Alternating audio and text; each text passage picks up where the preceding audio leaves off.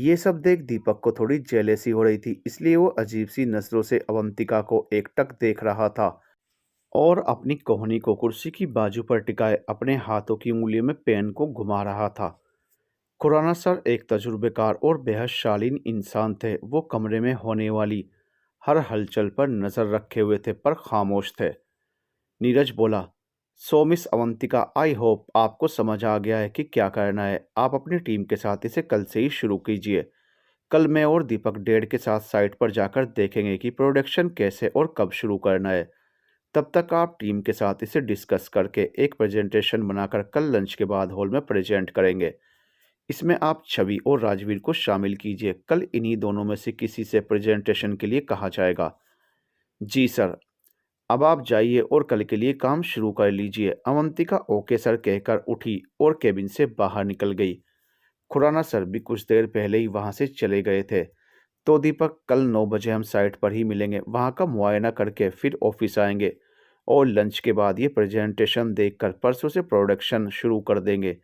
मुझे उम्मीद है 1 महीने में हमारा ये प्रोजेक्ट कंप्लीट हो जाएगा। हम्म। नीरज बोला, कॉफ़ी ऑर्डर करूं? कर लो। क्या बात है, कुछ सोच में डूबे हो? कुछ नहीं। नीरज बोला, अवंतिका, वो नहीं, मेरा मतलब कि फ्रेशर लग रही थी, एक्सपीरियंस नहीं है, इसे ज़्यादा कर पाएगी ये? नीरज मुस्कुराते हुए बोला, मुझे भी पहले यही लगा था, पर अजीब सी बात है इस लड़की में। इसकी प्रेजेंटेशन देखने के बाद एक यकीन सा हो गया है इस पर। यह ज़रूर कर लेगी। बहुत मेहनती भी है, समझदार और सलीकेदार भी। आसपास होती है तो लगता है जैसे सब ठीक है और सब ठीक हो ही जाएगा। कहते कहते नीरज खामोश होकर कहीं खो सा गया। लगता है तुम काफ़ी इम्प्रेस हो इस लड़की से, कुछ ज़्यादा ही तारीफ हो रही थी। कहीं तुम? नीरज जैसे होश में आया, अरे पागल हो क्या, ऐसा कुछ नहीं है। लो कॉफ़ी आ गई, तुम इसके मज़े लो। और सुनो, रात को डिनर आज हमारे घर पर है तुम्हारा, याद है ना?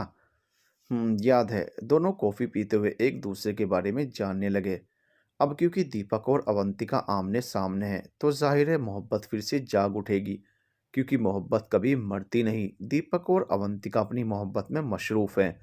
नीरज अपनी मोहब्बत को दिल में बसाए अपनी दुनिया में पहुंच जाता है और गीतांजलि को आसपास महसूस करता है। उसके दिल में उसकी मोहब्बत अवंतिका को देखते ही फिर से सांसें लेने लगती है। और उधर कपिल, जो खुद नहीं जानता कि वो किस राह पर है। मोहब्बत तो उसके दिल में भी जिंदा है ना। रात 7:30 बजे दीपक नीरज के घर पहुंच गया। नीरज ने दीपक का अच्छे से स्वागत किया और खुराना सर ने भी पूरा साथ दिया। तीनों ने काफ़ी देर बैठकर बातें की और फिर डिनर किया। रात काफ़ी हो जाने की वजह से नीरज ने दीपक को अपने घर पर ही रुकने के लिए कहा, जिसे थोड़ी नानुकुर के बाद दीपक ने स्वीकार कर लिया। करीब 10 बजे नीरज दीपक को अपने कमरे में ले गया। कमरे में घुसते ही दीपक को सामने दीवार पर लगी बड़ी सी एक तस्वीर नजर आई, जिसे देखते ही दीपक के होश उड़ गए। उस तस्वीर में नीरज के साथ अवंतिका को देखकर दीपक की आंखें खुली की खुली रह गई। उन दोनों की जोड़ी किसी नए कपल के जैसी ही लग रही थी। दीपक काफी देर तक उसे निहारता रहा, फिर नीरज ने आवाज दी, दीपक कहाँ खो गए? दीपक उस तस्वीर की ओर इशारा करते हुए बोला, ये तो अवंतिका, कहकर नीरज मुस्कुरा दिया। तो क्या तुम और अवंतिका? दीपक की आंखों में सवाल देखकर नीरज ने कहना शुरू किया, ये अवंतिका नहीं है दीपक, ये मेरी गीतांजलि है, हमारी सगाई की तस्वीर है ये। है ना बिल्कुल अवंतिका की हमशक्ल? दीपक की सांस में सांस आई। बिल्कुल, मुझे लगा कि तुम और अवंतिका। मुझे भी ऐसे ही झटका लगा था जब ऑफिस में पहली बार अवंतिका को देखा था, पर जब एहसास हुआ कि ये गीतांजलि नहीं अवंतिका है तो। पर गीतांजलि कहाँ है? और तुम्हें अवंतिका गीतांजलि क्यों लगी? नीरज मुस्कुरा दिया। उसके सामने वो मंजर आ गया जब वो गीतांजलि से पहली बार मिला था। उसने दीपक को बताना शुरू किया, दीपक, गीतांजलि कहाँ है ये जानने के लिए तुम्हें मेरे साथ मेरी ज़िंदगी का वो हिस्सा जीना होगा जो वाकई ज़िंदगी कहलाने लायक था, क्योंकि उसके बाद तो ज़िंदगी थम ही गई है। मुझे आज भी याद है कॉलेज का वो दिन, जब स्कूटी पर बैठी हुई खुले बालों वाली लड़की ने पीछे से आकर मुझे टक्कर मारी थी। इस तरह नीरज ने दीपक को रात भर जाग कर अपनी पूरी कहानी सुनाई और अंत में उसकी आंखें आंसुओं से भीगी हुई थी।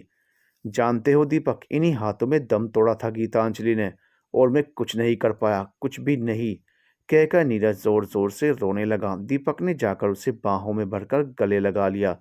बाहर गलियारे से चिड़ियों के चहचहाने की आवाज़ आ रही थी।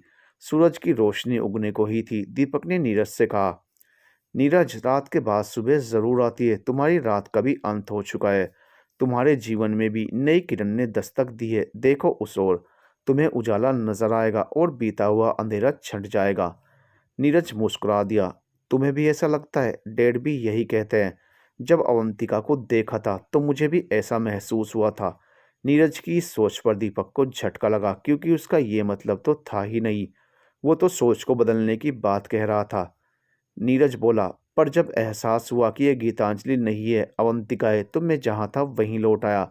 मैं गीतांजलि को भूल नहीं सकता दीपक, पर पता नहीं क्यों कभी कभी मुझे क्या हो जाता है कि अवंतिका को देखकर लगता है जैसे यही गीतांजलि है। गीतांजलि वापस लौट आई है और मैं उसे अब कहीं ना जाने दूँ। वो बस मेरे आसपास मेरी आंखों के सामने रहे, ताकि मैं उसे फिर ना खो दूँ। क्योंकि क्योंकि जाते वक्त इन्हीं हाथों में गीतांजलि ने कहा था कि मैं लौट कर आऊँगी नीरज, मैं ज़रूर लौट कर आऊँगी। हमारे रिश्ते को आज मैं अधूरा छोड़कर जा रही हूँ, पर मैं इसे पूरा करने के लिए ज़रूर लौटूँगी। इसलिए मुझे अवंतिका में अक्सर गीतांजलि नज़र आती है। शायद सच में गीतांजलि लौट आई है। दीपक नीरज की ये बात सुनकर सोच में पड़ गया। कहीं ऐसा ना हो कि सुबह 9 बजे सभी लोग तैयार होकर साइट पर पहुंच गए। अवंतिका को भी टीम के साथ वहीं बुला लिया गया था। सभी ने वहीं एक मीटिंग कर डिसाइड किया कि प्रोडक्शन कहाँ से और कैसे शुरू किया जाएगा। मीटिंग के बाद सभी ने चाय पार्टी की। अवंतिका ने चाय ली और छवि के साथ कुछ दूर खड़ी बात करने लगी। बात करते समय बार बार वो नजरें चुराकर दीपक को देख लेती। वहीं नीरज भी दीपक और डेढ़ से बात करते समय नजरें चुराकर अवंतिका की ओर देखता। दीपक ने नीरज को ऐसा करते देख लिया था, तभी उसने अवंतिका की ओर देखा, जो उसी ओर दीपक को निहार रही थी। लेकिन दीपक ने समझा कि अवंतिका नीरज की ओर देख रही है। उससे बर्दाश्त नहीं हुआ और वो वहां से जाने लगा। तभी अचानक अवंतिका ने आकर उसे रोका और नीरज से कहा, नीरज सर, मुझे प्रेजेंटेशन के बारे में दीपक सर से कुछ डिस्कस करना है। क्या मैं कुछ देर उनके साथ कहीं बात कर सकती हूँ? जी मिस अवंतिका, आप लोग मेरे केबिन में चले जाएं और बात करें। कुछ देर में मैं और पापा वहीं आते हैं। Thank you sir. चलें दीपक सर? दीपक घूरते हुए, जी चलिए। दोनों नीरज के केबिन में जाकर बैठ गए। दीपक, कब तक नाराज रहोगे मुझसे? देखो, रब भी मेरे साथ हैं, तभी तुम्हें यहाँ ले आए मेरे पास, ताकि मैं तुम्हें मना सकूं। प्लीज़ दीपक, मान जाओ ना। मैं अपनी गलती मान चुकी हूँ और तुमसे माफ़ी भी मांग चुकी हूँ। तुम जो कहो मैं करने को तैयार हूँ, पर इस तरह मुझे नज़रअंदाज मत करो। मुझसे अब सहन नहीं हो रहा दीपक। मिस अवंतिका, हम यहाँ प्रोजेक्ट डिस्कस करने आए थे ना? नहीं, मुझे बात करनी थी तुमसे दीपक। ओह, फिर से एक ड्रामा? अवंतिका, मेरे जज्बात कोई खिलौना नहीं है जो तुम जैसे चाहो वैसे खुद को बहलाओ। मैं सब कुछ पीछे छोड़कर अब आगे बढ़ गया हूँ, तुम भी आगे बढ़ जाओ। कहाँ आगे बढ़ जाऊँ? मेरा तो रास्ता भी तुम हो और मंजिल भी तुम ही हो दीपक। तभी छोड़कर चली आई थी मुझे अकेला। मैं परेशान थी दीपक। क्यों पत्थर दिल हो रहे हो? मान भी जाओ ना। अच्छा बोलो, क्या करूँ तुम्हें मनाने के लिए मैं? अब दीपक को थोड़ी शरारत सूझने लगी थी। कुछ भी कर सकती हो ना तुम मेरे लिए अवंतिका? तुम जानते हो मैं तुम्हारे लिए कुछ भी कर सकती हूँ। दीपक ने कदम अवंतिका की ओर बढ़ाने शुरू किए। उसकी आंखों में अवंतिका को आज कुछ अलग ही नजर आ रहा था। वो थोड़ा डर गई और उसने कदम पीछे कर लिए। दीपक बोला, कुछ भी? अवंतिका डरते हुए बोली, हाँ कुछ भी। दीपक और आगे बढ़ता गया और अवंतिका अपने कदम पीछे करती गई। आखिर में वो दीवार के पास जाकर सटकर खड़ी हो गई, क्योंकि वहां इससे पीछे जाने की जगह ही नहीं थी। दीपक उसके नजदीक आया और उसने अवंतिका के दोनों हाथ पकड़कर दीवार से सटा दिए। दीपक जानबूझकर अवंतिका को डराने की कोशिश कर रहा था। अवंतिका जानती थी कि दीपक उसके साथ कभी कुछ गलत कर ही नहीं सकता था, पर अब उसे डर भी लगने लगा था। दीपक ने अवंतिका के बाल खोल दिए और उसके चेहरे को अपने चेहरे के नजदीक लाने लगा। अवंतिका की आंखों में आंसू आने लगे। दीपक, क्या कर रहे हो? छोड़ो मुझे। दीपक बोला, तुमने अभी कहा है कि तुम कुछ भी कर सकती हो, डर क्यों रही हो अब? क्या किसी और के लिए बचाना है खुद को तुम्हें? अवंतिका जोर से चिल्लाकर बोली, पागल हो क्या? कुछ भी बोलोगे, कुछ भी करोगे तुम? छोड़ो, मुझे दर्द हो रहा है मुझे। कहते हुए अवंतिका झटपटाने लगी। उसकी आवाज़ भारी हो रही थी, पर दीपक ने उसे कसकर पकड़ रखा था। दीपक का चेहरा अवंतिका के चेहरे के बेहद नज़दीक था और अवंतिका उसे छोड़ देने के लिए ज़ोर ज़ोर से बोल रही थी। इतने में अचानक केबिन का दरवाज़ा खुला और नीरज अपने डेड के साथ केबिन में दाखिल हुआ और वहां का नज़ारा देखकर दोनों हैरान हो गए। दीपक ने अवंतिका को बालों से पकड़कर अपने नज़दीक किया हुआ था। अवंतिका की आंखों में आंसू थे और वो झटपटा रही थी। उस नज़ारे को देखकर किसी को भी गलतफहमी हो सकती थी और हुआ भी यही। नीरज जोर से चिल्लाया, दीपक, क्या है ये सब? दीपक ने जब आवाज़ सुनी तो अवंतिका को छोड़ दिया। उसकी आंखों में अब भी गुस्सा सवार था। उसी गुस्से वाली नज़रों से दीपक ने नीरज की तरफ देखा। नीरज दीपक की ओर बढ़ा, उस पर हाथ उठाने वाला था कि दीपक केबिन से बाहर निकल गया। अवंतिका वहीं खड़ी रोए जा रही थी। नीरज दीपक को बहुत गलत समझ चुका था। उसने अवंतिका को संभालने की कोशिश की। मिस अवंतिका, मैं माफ़ी चाहता हूँ, मुझसे गलती हुई, मैंने आपको अकेले भेज दिया मीटिंग के लिए। आप मुझे माफ़ कर दीजिए, पर जहाँ तक मैं दीपक को जानता हूँ वो ऐसा बिल्कुल नहीं है। पता नहीं क्या हुआ आज उसे, ऐसा कैसे कर गया वो? अवंतिका नज़रें झुकाकर बोली, दीपक सर की कोई गलती नहीं सर, कसूर मेरा था। इसके बाद वो और तेज़ रोने लगी और फिर खुद को संभालते हुए केबिन से निकल गई। नीरज हैरान परेशान होकर रह गया कि आखिर ये हुआ क्या है और अवंतिका ने ये क्यों कहा कि गलती उसकी है, जबकि खुराना सर कुछ कुछ समझने की कोशिश कर रहे थे कि आखिर क्या बात हो सकती है। नीरज को लगता है कि इस समय अवंतिका को अकेला छोड़ना सही नहीं होगा, तो वह उसके पीछे जाता है। ऑफिस से बाहर निकलकर देखता है कि दीपक अपनी कार के पास गुस्से में खड़ा है और अवंतिका कुछ दूर खड़े अपने आंसू पोंछ रही है और उसी की ओर देख रही है। नीरज फौरन अवंतिका के पास पहुंचता है और उसे साथ चलने के लिए कहता है, मिस अवंतिका, मुझसे गलती हुई, मैंने आपको अकेले जाने दिया, पर अब मैं आपको अकेले नहीं छोड़ूंगा। आइए, मैं आपको घर तक छोड़ दूं। नहीं सर, अभी तो ऑफिस आवर्स हैं, अभी कैसे जा सकती हूँ, और मैं ठीक हूँ। इट्स ओके, आओ चलो अवंतिका। पर सर, अचानक अवंतिका को चक्कर आने लगे और नीरज ने तुरंत उसे थाम लिया। तभी खुराना सर गाड़ी लेकर आए और वो दोनों अवंतिका को गाड़ी में बिठाकर अपने साथ ले गए। नीरज ने छवि को भी अपने साथ में ले लिया क्योंकि अवंतिका की ऐसी हालत में उसे अकेले लेकर जाना ठीक नहीं लगता। अवंतिका, तुम ठीक हो? जी सर, अभी ठीक हूँ। आप काम का परेशान हो रहे हैं। अजीब बातें करती हो तुम गीतांजलि, तुम्हारे लिए परेशान नहीं होऊंगा मैं। हालत देखिए अपनी, मेरी तो कोई बात सुनती ही नहीं हो। अभी घर चलो, फिर देखता हूँ कैसे तुम। खुराना सर बोले। नीरज कंट्रोल। नीरज जैसे होश में आया और सॉरी बोलकर अचानक खिड़की से बाहर देखने लगा। अवंतिका और छवि एक दूसरे के चेहरे को देखने लगी और खुराना सर ड्राइव करते हुए बीच बीच में नीरज को देख रहे थे, जो सबसे छुपाकर अपने आंसू पोंछ रहा था। उधर इस तरह अचानक नीरज का अवंतिका को साथ ले जाना दीपक के गुस्से को और बढ़ा रहा था। नीरज, खुराना सर, अवंतिका और छवि नीरज के घर पहुंच चुके थे। नीरज ने अवंतिका और छवि से बैठने के लिए कहा और खुद रूम में फ्रेश होने चला गया। खुराना सर भी 5 मिनट का बोलकर चेंज करने चले गए। अवंतिका और छवि चारों ओर घर को देख रहे थे। कुछ ही देर में नीरज और खुराना सर वहां वापस लौट आए। नौकर चाय टेबल पर रख कर गया था, साथ ही कुछ खाने के लिए स्नैक्स भी। नीरज बोला, Avantika, again I am sorry, मुझे अब भी यकीन नहीं हो रहा कि सर प्लीज आप बार बार सॉरी बोलकर मुझे शर्मिंदा ना करें। मैंने कहा है ना, आपकी कोई गलती ही नहीं थी इसमें। खुराना सर बोले, पर बेटा हुआ क्या था ये तो बताओ, तुम रो क्यों रही थी? सर दरअसल वो, अवंतिका को समझ नहीं आया कि वो सच कैसे बताए, कहीं कुछ गड़बड़ ना हो जाए। अवंतिका छवि की तरफ देखने लगी। नीरज बोला, समझता क्या है वो लड़का खुद को, मेरे ऑफिस में आकर मेरे ही केबिन में। मैं सच कह रहा हूँ डैड, मेरा दिल तो क्या उसी समय उसको जान से मार दूं। उसकी हिम्मत कैसे हुई इस तरह मेरी गीतांजलि को डराने की?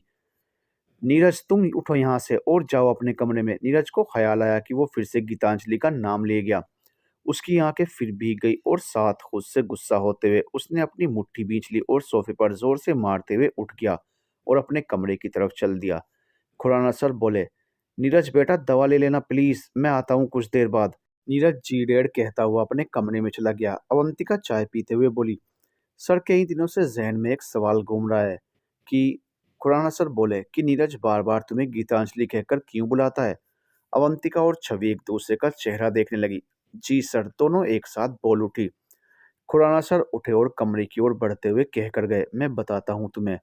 खुराना सर अपने कमरे से बाहर आए। उनके हाथ में एक तस्वीर थी जिसे उन्होंने अवंतिका की तरफ बढ़ाया। अवंतिका और छवि ने जब वो तस्वीर देखी तो दोनों देखती ही रह गई। दोनों कभी तस्वीर को देखती और कभी एक दूसरे को। तस्वीर में नीरज गीतांजलि को सगाई की अंगूठी पहना रहा था। आसपास सारा परिवार इकट्ठा था और सब बहुत खुश लग रहे थे। सर ये तस्वीर, अवंतिका और छवि को सारा मामला समझने में देर नहीं लगी। तभी खुराना सर बोले, नीरज और गीतांजलि की सगाई की तस्वीर है ये। सर ने कहानी शुरू की। नीरज कॉलेज के आखिरी साल में था। आगे पढ़ने के लिए वो ऑस्ट्रेलिया जाने वाला था। अपना फ्यूचर उसने पूरा प्लान कर रखा था। अचानक एक दिन कॉलेज में नीरज और गीतांजलि की मुलाकात हुई। जब गीतांजलि ने पीछे से आकर स्कूटी से नीरज को टक्कर मारी। कहानी फ्लैशबैक में। नीरज बोला, ओ मैडम, चलाना नहीं आता तो पैदल चलना शुरू कीजिए। तुम खुद देख कर नहीं चल सकते थे? खाम का मेरी स्कूटी के आगे आने की क्या ज़रूरत थी? अभी लगभग जाती तो हंगामा कर देते तुम लोग। तुम लोग तो चाहते ही नहीं हो कि लड़कियां कुछ करें। वो ज़रा सा कुछ करेंगी तो तुम लोग आंदोलन छेड़ दोगे और बेचारी लड़कियां घर तक सिमट कर रह जाएंगी। मगर सुन लो तुम भी, मैं उन लड़कियों में से नहीं हूँ जो तुम जैसे लोगों से डर जाएंगी। मैं किसी से नहीं डरती, समझे तुम? और अब हटो रास्ते से, मुझे देर हो रही है। नीरज बस एकटक उसे देखता और सुनता ही रह गया। कुछ बोल नहीं पाया और वो झट से स्कूटी स्टार्ट करके आगे निकल गई। अगली बार वो गीतांजलि से कैंटीन में टकराया, जहाँ गीतांजलि अपने दोस्तों के साथ स्नैक्स लेकर जा रही थी। पर उसका ध्यान कहीं और था और वो जाकर सीधा नीरज से टकरा गई। सारे स्नैक्स नीरज के ऊपर गिर गए, उसके कपड़े खराब हो गए और सब उस पर हंसने लगे। इससे पहले कि नीरज गुस्से में कुछ बोले, गीतांजलि वहीं शुरू हो गई। अजीब आदमी हो, तुम्हें टकराने के सिवा और कुछ आता भी है? कल मेरी स्कूटी से टकरा गए, वो तो शुक्र है कि ज्यादा लगी नहीं। और आज आज हमारे सारे स्नैक्स खराब कर दिए। वो रोनी सूरत बनाते हुए बोली, कितनी मुश्किल से मैंने इस पार्टी का इंतजाम किया था और सब खराब कर दिया तुमने। देखकर चलना नहीं आता क्या तुम्हें? सॉरी मिस, तुम दोबारा स्नैक्स ऑर्डर कर दो, मैं बिल पे करता हूँ। दैट्स बेटर, चलिए। नीरज ने गीतांजलि को सारे स्नैक्स वापस दिलवाए और साथ में और भी बहुत कुछ ऑर्डर करवा दिया। गीतांजलि बिना थैंक्स बोले उछलती कूदती हुई दोस्तों के पास आई और इंजॉय करने लगी। गीतांजलि के दोस्त बोले, क्या गीतांजलि, तुम भी कितना खर्चा करवा दिया बेचारे का। गीतांजलि बोली, ओ सुन, कोई बेचारा बेचारा नहीं है, वो गलती थी उसकी। गीतांजलि से जो भी टकराएगा उसे हट जाना तो भुगतना ही होगा। ये सुनकर सभी लोग हंसने लगे और इंजॉय करने लगे। वहीं नीरज समझ ही नहीं पाया कि जब उसकी गलती नहीं थी तो भी वो बिना गुस्से हुए सॉरी भी बोला और उसके स्नैक्स भी वापस दिलवाए। नीरज के दोस्त उसे टोकने लगे कि आखिर उसने ऐसा क्यों किया। नीरज बोला, पता नहीं यार, वो लड़की जब भी सामने आती है मैं खुद को भूल जाता हूँ। ये सुनकर सभी दोस्त हंसने लगे और गीत गुनगुनाने लगे। थोड़ा सा प्यार हुआ है, थोड़ा है बाकी, जिसे सुन नीरज झेंप गया और दोस्तों के पीछे उन्हें पीटने के लिए दौड़ा। दोस्त आगे आगे और नीरज उनके पीछे पीछे। रात अपने बिस्तर पर पहुंचकर नीरज फिर उसी मासूमियत में खो गया। बार बार गीतांजलि का खिलखिलाता चेहरा नीरज के सामने आ रहा था और उसकी नींद गायब थी। अगले दिन कॉलेज में गीतांजलि फिर नीरज से टकराई लाइब्रेरी में और उसके हाथ से सारी किताबें गिर गई। अब गीतांजलि का सर चकरा गया, नीचे बैठकर किताबें उठाने लगी और साथ ही धीमी आवाज में बड़बड़ाने लगी, ये पागल है क्या, कहीं भी टकरा जाता है। ए मिस्टर, क्यों पीछा कर रहे हो मेरा? चाहिए क्या तुमको? कहीं से भी आ जाते हो, कहीं भी टकरा जाते हो। तुमको और कोई काम नहीं है क्या? तभी पीछे से लाइब्रेरी असिस्टेंट की आवाज़ आई, मैडम ये लाइब्रेरी है, प्लीज़ साइलेंस। गीतांजलि गुस्से से नीरज को देखने लगी और नीरज को उसकी मासूमियत पर और प्यार आने लगा। नीरज चुपचाप किताब उठाकर उसके हाथों में रखने लगा और साथ ही कहने लगा, होश मेरे गुम हुए, देखा जब तुम्हें टकरा टकरा कर शायद किस्मत ने मिलाया है। रातों को नींद उड़ने लगी मेरी, जाने किस अजनबी का साया है। जी चाहता है यूं ही बार बार हम तुम टकराते रहें, करीब और करीब और करीब हम तुम आते रहें, बार बार यूं ही टकराते रहें, पास आते रहें। इतने में गीतांजलि के हाथ से सारी किताबें फिर से गिर गई और वो मुंह पर हाथ रखकर लाइब्रेरी से बाहर भाग गई। उसकी सहेली ने उसे आवाज देकर रोका, अरे कहाँ भागे जा रही है इसे गीतांजलि, रुक तो सही। गीतांजलि भागते हुए बोली, अरे नहीं वो पागल, बाप रे वो शायर भी है, हम नहीं रुक सकते, खतरा है खतरा, बाद में मिलेंगे तुम्हें। इसे क्या हुआ, सोचते हुए मोनिका दूसरी तरफ चल दी। सामने से नीरज आता हुआ दिखाई दिया। वो कुछ कुछ समझने लगी। जिस तरह किताबों के पीछे से आज गीतांजलि की आंखें नीरज की आंखों से टकराई थी, गीतांजलि भी अब उन आंखों में खो चुकी थी। उस रात दोनों की आंखों से नींद गायब थी। अगले दिन कॉलेज में दोनों का आमना सामना हुआ। आज दोनों टकराए नहीं पर आमने सामने थे। गीतांजलि ने एक पल नीरज की तरफ देखा और फिर दूसरी तरफ से निकलने लगी। अचानक उसका पैर किसी रस्सी से अटका और वो तेजी से गिरने ही वाली थी कि नीरज ने अपनी बाहों का सहारा देकर गीतांजलि को बचा लिया। गीतांजलि यूं ही नीरज की आंखों में खो गई और नीरज गीतांजलि की आंखों में। दोनों को प्यार की पहली दस्तक मिल रही थी। दोनों ही धीरे धीरे पता नहीं कैसे एक दूसरे में खो चुके थे। अब तो ये मिलना और टकराना रोज की बात हो गई थी। प्यार धीरे धीरे बढ़ने लगा था। अब हर जगह दोनों साथ ही नजर आते थे। सभी दोस्तों को खबर मिल चुकी थी कि गीतांजलि और नीरज एक दूसरे के साथ रिलेशन में हैं। नीरज का कॉलेज खत्म होने पर ही था। नीरज ने अपने डेट से गीतांजलि के बारे में बात भी कर ली थी और उन्हें गीतांजलि पसंद थी। नीरज का कॉलेज खत्म होते ही वो गीतांजलि के घर पर गया और उसके मम्मी पापा से मिलकर बातें की। गीतांजलि के घर वालों को भी इस रिश्ते से कोई परहेज नहीं था। दोनों की जिंदगी बड़े मजे से गुजर रही थी। नीरज के कॉलेज खत्म होने के बाद समय आ गया था कि वो आगे पढ़ने के लिए ऑस्ट्रेलिया जाने वाला था। 2 महीने का वक्त ही बचा था। गीतांजलि के घर वाले परेशान होने लगे कि 2 साल तक नीरज ऑस्ट्रेलिया में रहेगा तो गीतांजलि कैसे रह पाएगी। गीतांजलि खुद भी सोचकर उदास होने लगी कि नीरज 2 साल के लिए मुझसे दूर हो जाएगा तो मैं उसके बिना कैसे रह पाऊंगी। आखिर दोनों परिवारों ने मिलकर तय किया कि दोनों की शादी कर देते हैं। उसके बाद नीरज ऑस्ट्रेलिया चला जाएगा और फिर वहाँ सारी फॉर्मेलिटीज पूरी करके गीतांजलि को भी बुला लेगा। सभी लोग खुश थे और आने वाले रविवार को सगाई का दिन तय हो गया था और 1 महीने बाद शादी। नीरज और गीतांजलि तो जैसे आकाश में उड़ रहे थे। तैयारियां करते हुए सगाई का दिन भी आ गया। नीरज ने गुलाबी रंग में सिल्क का ब्रोकेट वाला कुर्ता और हाफ जैकेट चूड़ीदार के साथ पहन रखा था। वहीं गीतांजलि ने गुलाबी रंग का गाउन पहना था। दोनों किसी राजकुमार और राजकुमारी जैसे लग रहे थे। गीतांजलि के कान के पास गुलाब के फूल उसकी मासूमियत पर और भी ज्यादा खिल रहे थे। दोनों के आसपास परिवार वाले बहुत खुश नजर आ रहे थे। गीतांजलि की मम्मी बार बार उन दोनों की नजर उतार रही थी। दोनों ने एक दूसरे को सगाई की अंगूठी पहनाई।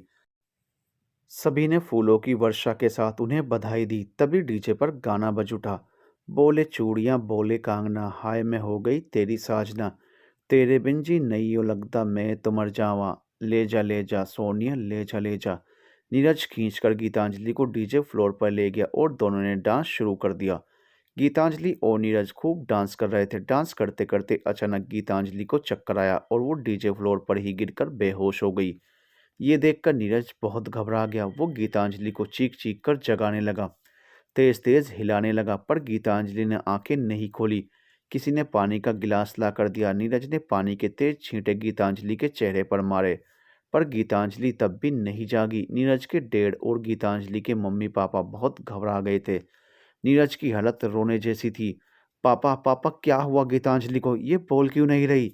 पापा उठाइए ना इसे। नीरज बहुत घबराया हुआ था। गीतांजलि को खोने का ख्याल उसे बहुत तकलीफ दे रहा था। तभी सबने गीतांजलि को बिना वेट किए हॉस्पिटल ले जाने को कहा। नीरज ने गीतांजलि को बाहों में उठाया और तुरंत हॉस्पिटल लेकर चल पड़ा। हॉस्पिटल पहुंचकर उसने गीतांजलि को इमरजेंसी में एडमिट करवाया और डॉक्टर को रिक्वेस्ट करने लगा, डॉक्टर प्लीज़ जल्दी देखिए गीतांजलि को, क्या हुआ है इसे? डॉक्टर ये ठीक हो जाएगी ना, प्लीज़ देखिए जल्दी। Neeraj please wait outside, let me check what happen. Neeraj room से बाहर आ गया। वो परेशान सा इधर उधर घूम रहा था। गीतांजलि के मम्मी पापा इस बात से खुश थे कि गीतांजलि को बहुत ही प्यार करने वाला जीवन साथी मिला है, पर उन्हें गीतांजलि और नीरज की चिंता भी हो रही थी। नीरज के डैड ने नीरज से कहा कि वो चिंता ना करें, थकान की वजह से ऐसा हुआ होगा। गीतांजलि बिल्कुल ठीक हो जाएगी। थोड़ी देर में डॉक्टर रूम से बाहर आए। मिस्टर नीरज, आप सब लोग मेरे केबिन में आइए प्लीज़। नीरज डॉक्टर से बोला, डॉक्टर गीतांजलि ठीक तो है ना, उसे कुछ हुआ तो नहीं ना डॉक्टर? डॉक्टर बोले, आप लोग आइए प्लीज़। डॉक्टर की बात से सब लोग थोड़े परेशान हो गए। गीतांजलि के पापा नीरज और उसके डैड के साथ डॉक्टर के केबिन में पहुंचे। गीतांजलि के अभी के चेकअप से हमें ये पता चला है कि उन्हें तेज बुखार है। कब से बुखार है उन्हें, और ऐसे में आप उन्हें कहाँ इतना एक्सर्शन करवा रहे हैं? गीतांजलि के पापा बोले, डॉक्टर गीतांजलि को अभी आधा घंटा पहले तक कुछ भी नहीं था। यहाँ लेने तक भी उसे कोई बुखार नहीं था। ये अचानक कैसे? ओह! उनके चेकअप में हमें दिख रहा है कि कुछ अंदरूनी प्रॉब्लम है। हो सकता है पिछले दिनों आराम न करने की वजह से उन्हें ऐसा हुआ हो। फिर भी एहतियात के लिए हम उनके कुछ टेस्ट कर लेते हैं। मैं लिख कर दे रहा हूँ। आप ये सब टेस्ट करवा कर उनकी रिपोर्ट लेकर मेरे पास आइए। फिर देखते हैं। तब तक आप उन्हें आराम करने दीजिए। नीरज डॉक्टर से बोला, पर डॉक्टर गीतांजलि ठीक तो है ना? उसे कुछ हुआ तो नहीं ना? मिस्टर नीरज, फिलहाल तो वो ठीक ही लग रही हैं, बाकी हम टेस्ट की रिपोर्ट आने के बाद ही कुछ और कह पाएंगे। सभी लोग केबिन से बाहर आकर गीतांजलि के पास चले गए। नीरज नर्स से बोला, सिस्टर गीतांजलि को कब घर ले जा सकते हैं? सिस्टर बोली, अभी उन्हें नींद का इंजेक्शन दिया गया है, आप आधे घंटे बाद उन्हें ले जाइएगा। रात तक सभी लोग अपने घर पहुंच चुके थे। नीरज कमरे में यहाँ से वहाँ टहल रहा था। तभी उसके डैड बोले, नीरज बेटा, इतना परेशान होने की कोई बात नहीं है, गीतांजलि ठीक है, बस थकावट के कारण ऐसा हुआ है, तुम बेकार परेशान हो रहे हो।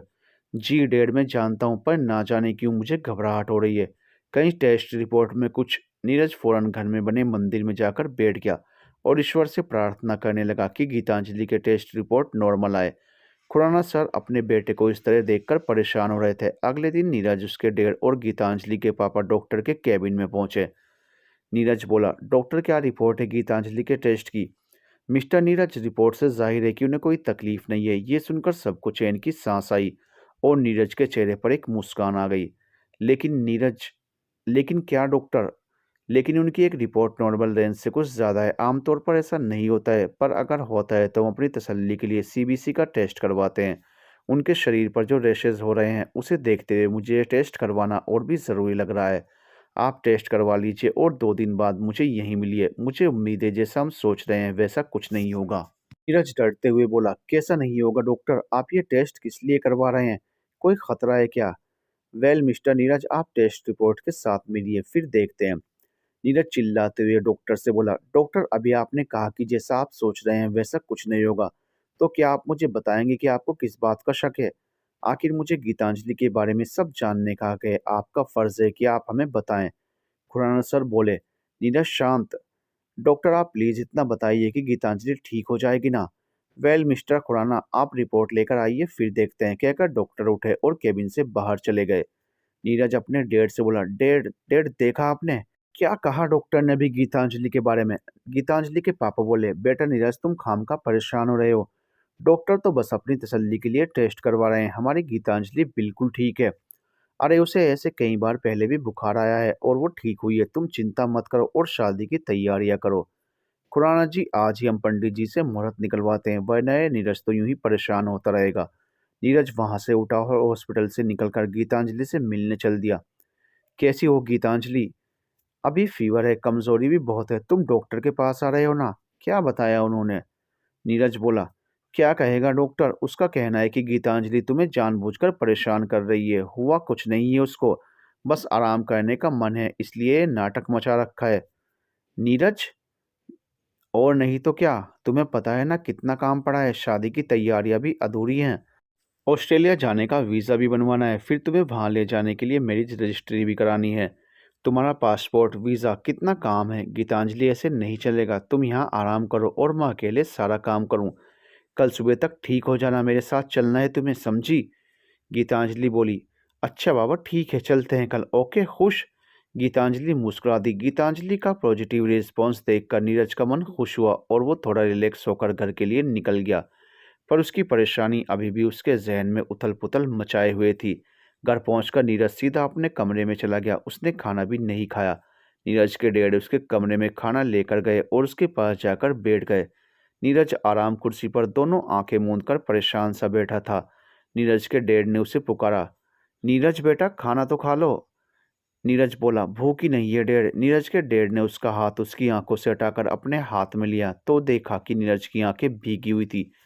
ये क्या है नीरज, तुम ऐसे कैसे कमज़ोर पड़ सकते हो? तुम तो कितने स्ट्रांग हो, मुझे तुमसे ऐसी उम्मीद नहीं थी।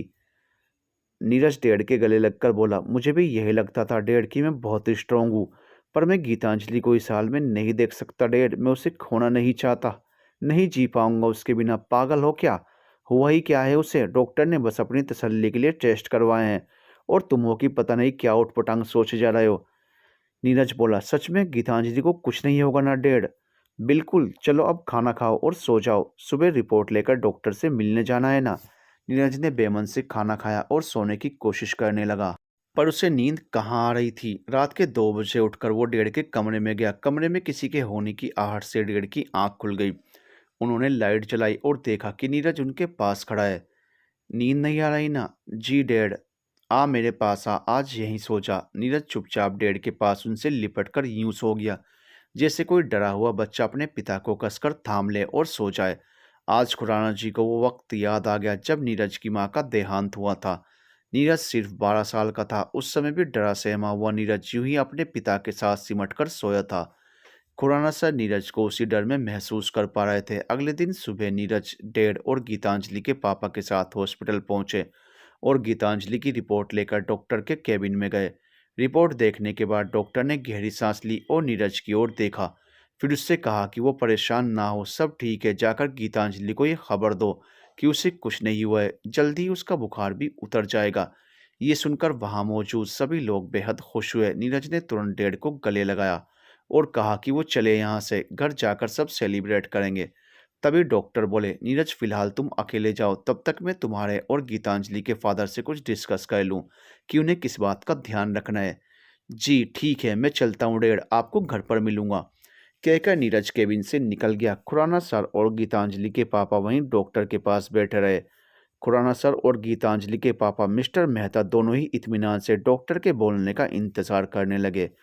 खुराना सर बोले, जी डॉक्टर बताइए, आप क्या हिदायत है हमारी बेटी के लिए? उसे जल्दी से ठीक करना है, फिर शादी की तैयारियां भी करनी है, समय बहुत ही कम है हमारे पास। डॉक्टर बोले, मेरा ख्याल है खुराना जी, आप फिलहाल शादी का ख्याल दिमाग से निकाल दें, सिर्फ और सिर्फ गीतांजलि की सेहत पर ध्यान दें। खुराना सर और मेहता जी एक दूसरे के चेहरे की ओर देखने लगे। मेहता जी बोले, लेकिन डॉक्टर गीतांजलि तो ठीक है ना, फिर शादी का ख्याल दिमाग से क्यों निकाल दें? मैं समझ नहीं पा रहा आप कहना क्या चाहते हैं। डॉक्टर अपनी सीट से खड़े हुए और मुड़कर अपनी सीट के पीछे जाकर उन दोनों की ओर पीठ करके खड़े होकर बोले, मेहता जी मैं नीरज के सामने बोल नहीं पाया, लेकिन सच्चाई कुछ और है। दरअसल आपने गीतांजलि को लाने में बहुत देर कर दी है, उसकी हालत ठीक नहीं है। खुराना सर बोले, पर हुआ क्या है गीतांजलि को? डॉक्टर पलटकर दोनों की ओर देखते हुए बोले, गीतांजलि को ब्लड कैंसर है। खुराना सर और मेहता जी हैरानी से खुले मुंह से डॉक्टर की ओर देखते हुए बोले, जब पहली बार गीतांजलि को बुखार आया था उसी समय अगर आपने टेस्ट करवाए होते तो शायद कुछ किया जा सकता था, मगर अब मगर अब क्या डॉक्टर? डॉक्टर ने फिर पलटकर पीठ उनकी तरफ कर ली। गीतांजलि का ब्लड कैंसर लास्ट स्टेज पर है, उसके पास अब ज़्यादा समय नहीं है। और इसीलिए, कहते हुए डॉक्टर जैसे ही पलटे तो देखा नीरज सामने दरवाजे पर खड़ा था। उसकी आंखों में नमी थी और उसके हाथ से छूटकर सारी फाइल्स, गाड़ी की चाबी और मोबाइल ज़मीन पर गिर गया। उसकी आवाज़ से खुराना सर और मेहता जी ने भी पलटकर देखा और नीरज को दरवाजे पर खड़ा पाया। कोई कुछ कहने की हालत में नहीं था। खुराना सर उठकर नीरज के पास गए और उसे ले जाकर डॉक्टर के पास बिठा दिया। नीरज तुम घबराना नहीं बेटा, कुछ नहीं होगा, गीतांजलि को हम बेस्ट ट्रीटमेंट करवाएंगे उसका। डॉक्टर आप बस इतना बताइए कि हम क्या और कैसे गीतांजलि का इलाज करवाएं। वो बस ठीक होनी चाहिए, मेहता जी बोले। कहाँ और कैसे, आप बस बताइए। डॉक्टर मैं कुछ भी करूँगा अपनी बेटी को बचाने के लिए। देखिए आप लोग मेरी बात को समझिए पहले। इसका ट्रीटमेंट तब पॉसिबल है जब इसे पहली स्टेज में परख लें, तब 100% इसे ठीक किया जा सकता है। सेकंड स्टेज में भी कुछ हद तक पॉसिबिलिटी होती है मरीज के ठीक होने की, पर तीसरी स्टेज में हम सिर्फ इतना ही ट्रीटमेंट दे सकते हैं जितना पेशेंट झेल पाए और हम उसके जीवन की अवधि को कुछ समय और बढ़ा सकें। पर गीतांजलि पर गीतांजलि क्या डॉक्टर, पर क्या? नीरज, गीतांजलि इस समय लास्ट स्टेज पर है जहां वो किसी तरह का ट्रीटमेंट झेल पाने की हालत में नहीं है। कल तक तो सब ठीक था और आज दुनिया ही बदल गई मेरी, कहते हुए नीरज वहां से उठा और धीमे धीमे कदमों से केबिन से बाहर निकल गया। खुराना सर भी सामान उठाकर उसके पीछे पीछे गए। मेहता सर डॉक्टर की ओर बेबस से देखने लगे। मिस मेहता, कुछ दवाएं मैंने लिखी हैं जिनसे गीतांजलि को तकलीफ कम हो, उसका बुखार और उसके जिस्म पर होने वाले रैशेज में ज़्यादा तकलीफ ना हो। साथ ही जब उसका चेहरा पीला पड़ने लगे और उनके चेहरे पर दाने उभरने लगे तो आप समझ जाइएगा कि अब ज़्यादा वक्त नहीं बचा। मिस्टर मेहता हाथ जोड़ते हुए उठे और नम आंखों से डॉक्टर की ओर देखकर वो भी केबिन से बाहर निकल गए। नीरज घर आकर चुपचाप अपने कमरे में चला गया। खुराना सर पीछे पीछे उसके कमरे में उसके पास पहुंचे और नीरज उनके गले से लिपटकर जोर जोर से रोने लगा। क्यों पापा क्यों, आखिर मेरे साथ ही क्यों? क्या बिगाड़ा है मैंने उस भगवान का जो उसने पहले मुझसे मेरी माँ को छीन लिया, और अब गीतांजलि? क्या दुश्मनी है उनकी मुझसे? नहीं रह पाऊंगा मैं गीतांजलि के बिना, और अगर गीतांजलि को कुछ हुआ तो मैं उस भगवान को कभी माफ़ नहीं करूंगा, कभी भी नहीं। कहते हुए नीरज अपने पापा से और ज़्यादा लिपट गया और तेज तेज रोने लगा। खुराना सर कुछ नहीं कह पाए, बस उसे गले से लगाए रखा। करीब 13 घंटे नीरज इसी तरह पड़ा रहा और उसके पापा ने उसे इसी तरह थामे रखा। अगले दिन सुबह 10 बजे उसके पापा ने उसे उठाया।